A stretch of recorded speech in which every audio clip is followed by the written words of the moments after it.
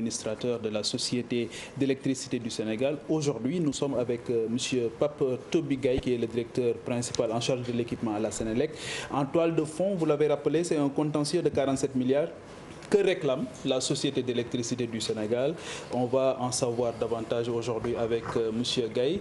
Je serai aussi avec mon confrère Daouda Mine. Bonsoir Daouda. Rebonsoir Daouda. Bonsoir M. Gaye. Bonsoir M. Fall. Alors, qu'est-ce qui se passe réellement entre la Sénélec et la Société d'électricité du Sénégal? En tout cas, merci M. Fall. À l'entame, je voudrais d'abord saluer les téléspectateurs et vous remercier de nous avoir donné l'opportunité pour venir rétablir certains faits. Il ne se passe rien, en fait, comme je l'ai dit lorsque un de vos confrères m'a interrogé, il ne se passe rien de grave entre la société, la compagnie d'électricité du Sénégal et la Société nationale d'électricité Sénélec. Je vais d'abord commencer par rappeler, parce que c'est bon de faire la genèse des faits. Nous avons signé un contrat avec la compagnie d'électricité du Sénégal en 2008. La mise en service de cette centrale est intervenue en 2018, soit 10 ans plus tard. Entre 2008 et 2018, beaucoup de péripéties se sont passées. Mais je vais juste donner quelques dates clés. Normalement, en 2011, la centrale devait être là. En 2011, de 2011 à 2018, c'est presque 65 milliards de francs CFA qu'on a perdu parce que la centrale n'était pas là. Donc, nonobstant cette perte financière, aujourd'hui, en 2011, vous étiez là, c'était le limite des électricités, justement parce qu'on n'a pas pu respecter ce calendrier-là. Entre 2011 et 2015, il y a eu une première restructuration parce qu'il y avait un conflit entre les actionnaires, toujours de CS, et entre les deux principaux actionnaires. En 2015, nous avons pu négocier la restructuration. Pour faire cette restructuration, il a fallu que Sénélec accepte d'augmenter le coût de l'électricité sur les 5 ans. Ça fait 60 milliards de plus. Mais la centrale était quand même compétitive, même avec ces 60 milliards. Il a fallu que les prêteurs augmentent le taux de la maturité de la dette. Une fois tout cela fait, la centrale a été mise en service le 21 octobre 2018, comme l'a rappelé Mme Iba. En octobre 2018, en novembre 2018, nous avons une première panne. La centrale est à l'arrêt. On reprend en janvier 2019, la centrale est encore à l'arrêt, suite à des percements chaudières. La centrale reprend, elle fonctionne en juillet avec des interruptions, avec beaucoup de pannes. En juillet 2019, elle est totalement à l'arrêt. Sénélec a appelé. Parce que pour faire même la jeunesse de l'audit, parce qu'on va y revenir, la centrale étant totalement à l'arrêt, ce n'est pas Sénélec qui a déclenché en fait l'audit. Qui a commandité l'audit? C'est qui? C'est les prêteurs. Okay.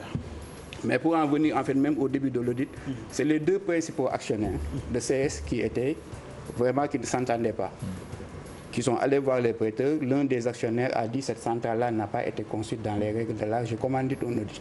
Ils ont présenté l'audit aux prêteurs.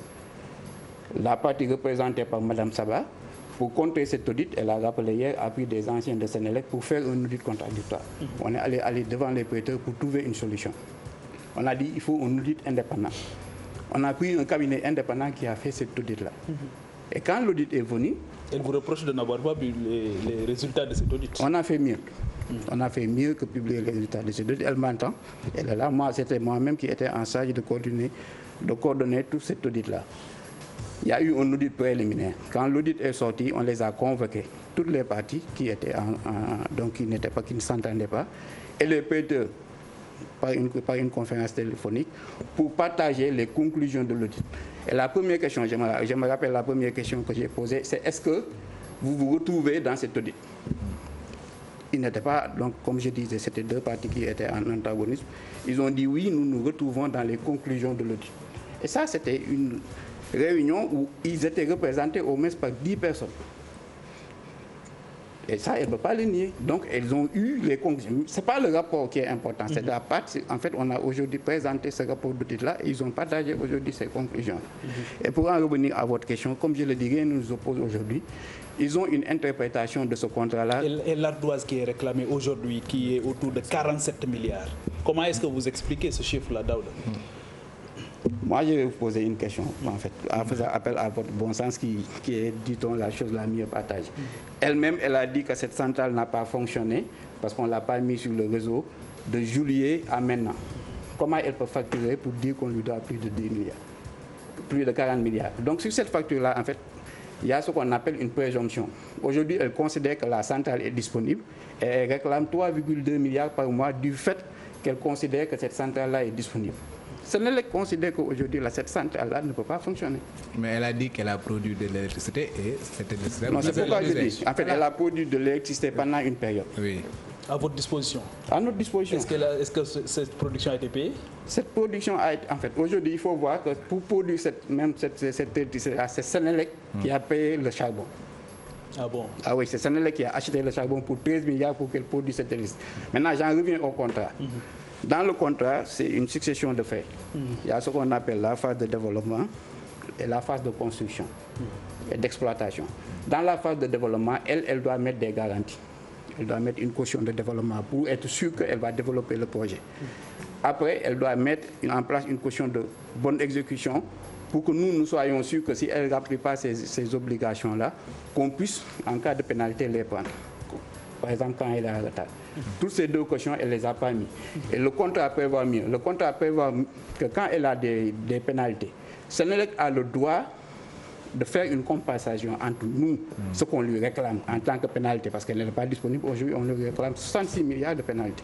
Donc ce qui s'est passé aujourd'hui, c'est nous qui lui demandons, comme je l'ai dit là, des comptes. Okay. Donc en contrepartie, vous avez dit les engagements qui étaient dévolus à la société d'électricité. Mais vous, au niveau de la Sénélec, quel engagement vous aviez pris dans le cadre du contrat? Dans le cadre du contrat, c'est très simple. Ouais. Elle nous vend de l'électricité, on achète de l'électricité. Elle vendait à combien? Bon, ça dépend du coût du charbon, mais disons que c'est une centrale économique. C'est pourquoi aujourd'hui, en fait, on s'étonne qu'elle dise que Sénélec ne veut pas de cette centrale. Parce qu'aujourd'hui, elle fait partie des centrales les plus économiques. Nous, notre rôle, c'est aujourd'hui de donner un coût de l'électricité qui est vraiment bas. Donc, si cette centrale était fonctionnelle, il n'y a aucun problème, on la ferait fonctionner. Donc, nos obligations aujourd'hui, c'est d'acheter cette électricité et de mettre en place des garanties.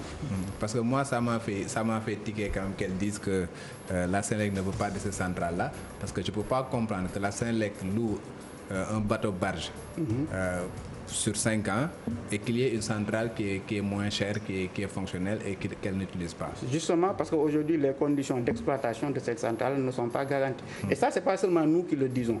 Comme je l'ai dit, pour faire cette centrale, elle est partie, en fait, elle a financé 30% des fonds propres, mais les 70% sont financés par des bailleurs, par des banques.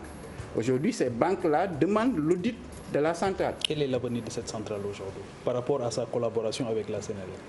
Aujourd'hui, il faut juste qu'on remette cette centrale dans les conditions... On n'a pas demandé autre chose.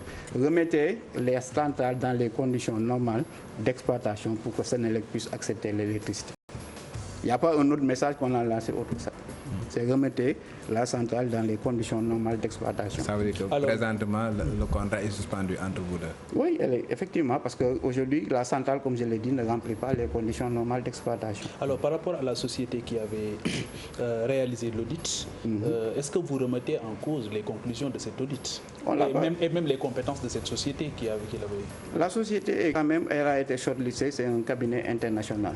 Quand il fallait choisir le cabinet eux-mêmes, elle a reconnu. Ils ont été associés à l'audit. Et ils ont vraiment participé à l'audit. Et comme j'aime le rappeler, aujourd'hui, parce que ça aussi, il faut le porter à la lumière des faits, quand les deux partenaires, donc qui étaient les principaux actionnaires, n'étaient pas en bonne entente, on a demandé à chaque partie, parce que Sénélec a fait beaucoup d'efforts, et les prêteurs aussi, pour remettre à niveau cette centrale-là, parce que nous considérions que cette centrale était très économique. Qui sont les prêteurs? Il y a la banque, il y a la BAT, il y a la BOAD, il y a la FMO, il y a 5 prêteurs. Il y a au total, mais dont la BAD est le chef de file. Et qui garantit ces prêts au niveau dans cette affaire-là? C'est la Société d'électricité du Sénégal ou c'est la Sénélec? Qui garantit? Oui. Qui porte... En fait, eux, la compagnie d'électricité du Sénégal est allée faire un prêt au niveau des banques. Maintenant, en backup, c'est Sénélec avec les paiements d'électricité qui garantit en mettant en place une lettre de crédit qui garantit ces paiements-là. Et c'est comme ça, en fait, c'est un projet de finance, c'est comme ça que c'est... Et la Sénélec revient aussi pour acheter du charbon dans le cadre de la production? Parce qu'ils étaient en difficulté. C'est comme j'ai dit, aujourd'hui, Sénélec a fait vraiment ses meilleurs efforts pour aider la société à produire cette électricité. Donc finalement, c'est Sénélec qui est principal responsable de cette situation. C'est Sénélec qui a regardé faire. Est-ce que Sénélec aussi n'aurait pas dû siffler la fin de la récréation. Est-ce que, voilà, plus tôt que prévu? Non, parce qu'en ce moment-là, comme j'ai dit... Est-ce que la société d'électricité, je précise le fond de ma pensée, est-ce que cette société-là reste la seule société qui fournit à la Sénélec voilà, de l'électricité? Est-ce qu'il y en a d'autres? Il y en a d'autres. Et c'est bien que vous le rappelez. Aujourd'hui, on a plus de 11 IPP. C'est-à-dire que plus de 11 sociétés qui font la même chose. Mais maintenant, il faut aussi que Sénélec a une obligation de garantir la sécurité et garantir aussi la qualité de l'énergie. Finalement, pourquoi il n'y a que la Société d'électricité du Sénégal qui se retrouve au milieu de cette polémique? C'est la seule qui n'est pas aujourd'hui capable d'exploiter selon les conditions qui sont définies. Maintenant, pour faire face à tout cela, Sénélec a pris les dispositions et la barge dont vous parlez en fait partie pour garantir. Parce que notre objectif premier, c'est de garantir la qualité et la sécurité de la fourniture de l'énergie. Si je vous comprends bien, parce que tout à l'heure, vous avez parlé d'une clause qui concerne la compensation. Donc, la compensation, c'est quand il y a des dettes de part et d'autre et on le fait jusqu'à concurrence du plus faible. Maintenant, la société vous réclame 47 milliards et vous réclamez à la société combien? 66 milliards. 66 milliards. Donc vous estimez que c'est la société qui vous Non, 66 milliards en défalquant ce que nous. C'est pas. C'est 66 milliards en Si vous défalquez les 47 milliards. Non, pas 40, pas 46. Parce que comme je le dis, aujourd'hui, il y a une partie où ils ont fourni de l'énergie. C'est les 13 dont elle parle, les 13 à peu près. Les 13. Et vous l'avez chiffré à combien? L'électricité que la société vous a fournie? C'est ça. En fait, ça, c'est contractuellement, c'est calculé. Oui, c'est combien? C'est à peu près les 13 dont elle parle ou les 17. On n'a pas en fait de contentieux entre les chiffres. Maintenant, quand la société s'était arrêtée, comme je l'ai dit, la société n'est plus disponible.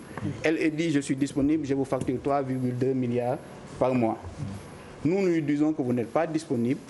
Aujourd'hui, ce que prévoit le contrat, c'est quand vous n'êtes pas disponible, on ne vous paye pas des capacités parce que la capacité qu'on vous paye, c'est par rapport à votre disponibilité. Mais M. Gaye, pour qu'on puisse parler de compensation, il faut quand même qu'on s'arrête sur les chiffres.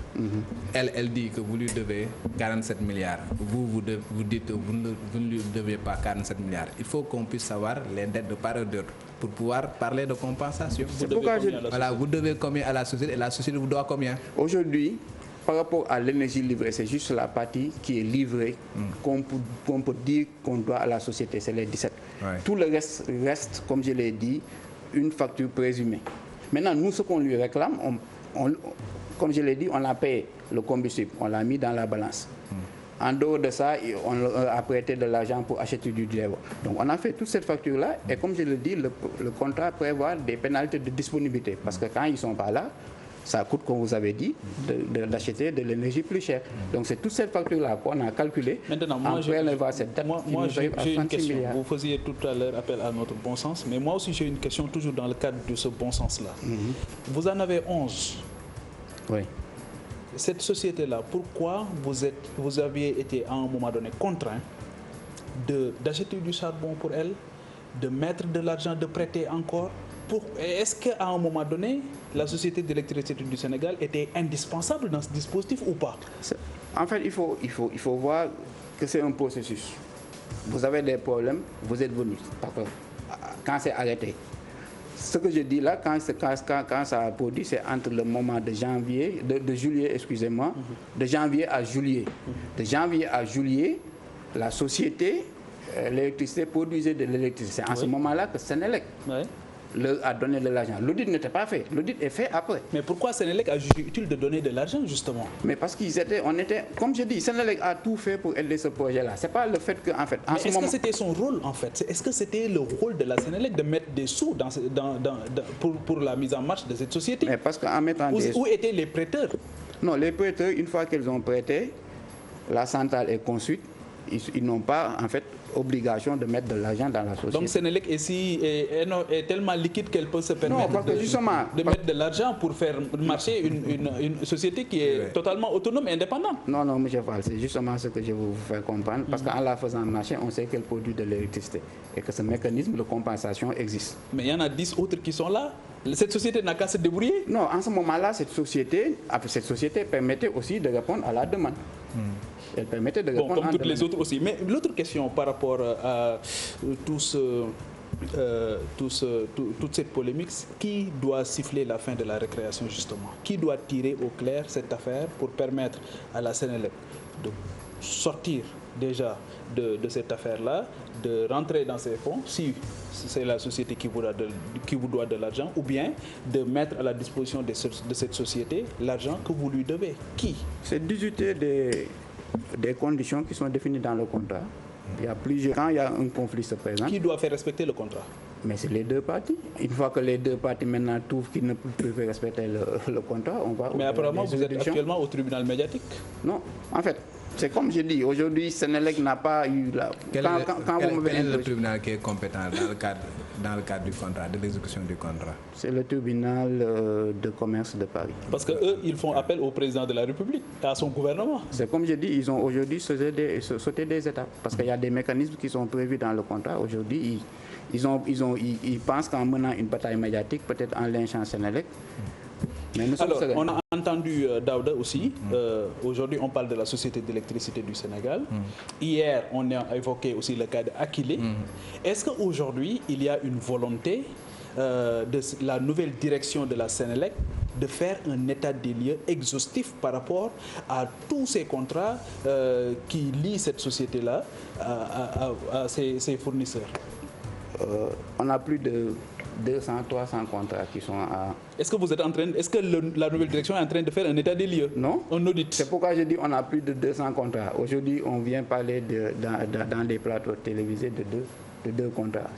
Peut-être, je dis 200, peut-être c'est un minimum. Donc on n'est pas en train de faire un audit. On est juste en train d'appliquer des principes de bonne gouvernance. Et quels sont les principes qui ont été appliqués dans le cas d'Akili? Dans le cadre d'Akili, je ne suis pas le spécial, mais le contrat prévoyait aujourd'hui des clauses. Je pense que c'est ces clauses-là qui n'ont pas été respectées, que Sénélec a. Parce qu'aujourd'hui, on semble porter un combat, faire porter un combat le directeur général, parce qu'il faut dire les choses telles qu'elles sont. Or que Sénélec, c'est une entité avec une direction générale qui observe des contrats et qui, s'il trouve des contrats dans les contrats des choses irrégulières, les remet en cause. Quelles sont les anormalités dans le contrat d'Akilé? Akilé, comme je dis, je suis un peu loin. Moi, je m'occupe de tout ce qui est investissement, mais je ne m'occupe pas du projet du contrat. Quelles sont les incohérences qui ont été notées dans le cadre d'Akilé? Akilé, c'est comme je vous ai dit, ce n'est pas aujourd'hui un contrat que moi j'ai suivi. Non, je vous le dis tel quel, ce n'est pas un contrat que j'ai suivi de bout en bout. Alors, toujours dans le cadre de l'approvisionnement, il y a aussi le cas de la SAR. Les ruptures récurrentes. Oui, il y a les ruptures récurrentes au niveau de la SAR. Est-ce que ça ne plombe pas un tout petit peu votre approvisionnement? Est-ce que on ne doit pas avoir peur de rupture de fourniture d'électricité dans un avenir très proche? Non, disons qu'aujourd'hui, vraiment, c'est vrai qu'il y a certaines difficultés, mais toutes les dispositions sont prises, en tout cas par les équipes qui sont chargées de ça, pour une bonne couverture de la fourniture d'électricité. Vous avez un stock qui vous permet de faire face? En tout cas, je ne veux pas dire qu'on a un stock qui va permettre, parce que le stock, d'un moment à l'autre, il ne peut pas d'un moment immédiat. Un stock pour gérer combien de jours ou bien combien de mois? Il y a des risques de pénurie ou pas? Non, il n'y a pas de risque de pénurie. Aujourd'hui, on a des plans de contingence pour assurer comme je l'ai dit, pour assurer la couverture de l'électricité. Pour combien de temps? Mais pour toute la durée, aujourd'hui. Non, pas pour toute la durée.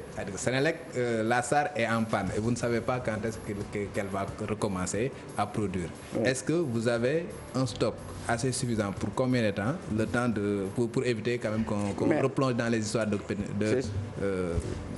de délestage. En fait, c'est des problèmes de planification. On ne pourra pas avoir un stock pour 30 mois, on ne pourra pas avoir un stock pour 13 mois. C'est pourquoi c'est un stock pour combien de jours ou bien combien Mais ça dépend aujourd'hui des centrales qui fonctionnent. Il y a des centrales où vous avez des stocks de 6 jours, il y a des centrales où vous avez des stocks de 4 jours. Okay. Et maintenant, par rapport à cela, il y a un plan de contingence pour ravitailler, pour être sûr qu'on va... Il y a une levée de bouclier par rapport au bateau barge que vous avez loué. Il se dit que ça coûte énormément cher au contribuable sénégalais, à la Sénélec d'une manière générale. Qu'en est-il au juste? Non, c'est pas vrai. La centrale ne coûte pas. La centrale barge qu'on a louée ne coûte pas aussi cher. Coûte combien? C'est le coût moyen de l'électricité. Aujourd'hui, cette centrale coûte au moins, le coût variable est égal au coût de nos centrales. Toutes les locations qui se faisaient avant, on avait un coût. Et ça va durer combien de temps? C'est un contrat de 5 ans, si je ne m'abuse. Oui, c'est un contrat de 5 ans. Mais la question que je pose, c'est que vous étiez en contrat avec une société qui devait vous fournir de l'électricité. La société est en panne. Je pense qu'en panne, c'était pour un laps de temps. Et vous signez un contrat pour 5 ans. Non. Quelle est la cohérence? La cohérence, elle est simple. Nous avons un plan de développement des centrales. Nous avons une projection de la demande. En faisant ce plan de développement, on analyse les risques, ce qu'on appelle le critère de planification, en se disant que si on a au moins 2 unités qui sont puissantes dans notre réseau, on doit pouvoir servir l'électricité. Donc la centrale étant en panne, il faut trouver un dispositif pour pallier à ça. Maintenant, c'est comme vous avez dit, soit vous louez à 150 francs, à 120 francs pour un coût plus cher, ou vous trouvez un palliatif où vous pouvez louer pendant une durée, c'est vrai, qui est plus longue, mais avec un coût plus économique. Alors, ce sont des études on qui est sont à la fin juste, mais il y a aussi une question d'actualité par rapport à la Sénélec, c'est la question relative aux Israéliens.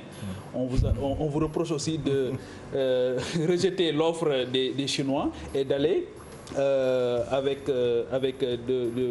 contracter avec les Israéliens. Qu'en est-il réellement de ce contrat? C'est comme je dis, aujourd'hui on nous reproche beaucoup de choses, mais si vous allez à la centre, vous allez à Sénélec, les gens vont vous expliquer. Rien n'est fait, je dis. C'est pas un directeur général qui est là, qui se lève, qui je dis, je prends telle décision. Vous êtes avec les Israéliens depuis quand? Est-ce que c'est avec la nouvelle direction ou bien est-ce qu'elle date?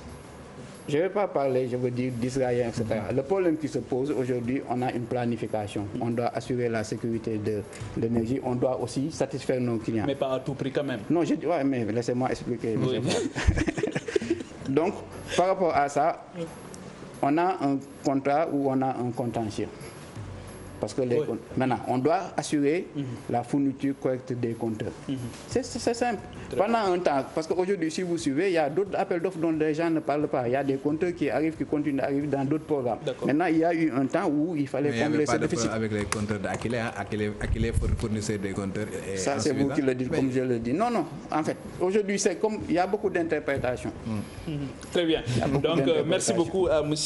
Pape Toby-Gaye qui était là pour représenter, pour livrer sa part de vérité, la part de vérité de la Sénélec dans ce contentieux qui le lie avec la Société d'électricité du Sénégal, mais on en a profité aussi pour évoquer les autres questions d'actualité qui touchent toujours cette société nationale d'électricité du Sénégal. Merci à Daouda Mine, merci à M. Gaye, merci à vous, chers téléspectateurs qui nous suivez sur la télévision Futur Média. Restez en compagnie de nos programmes.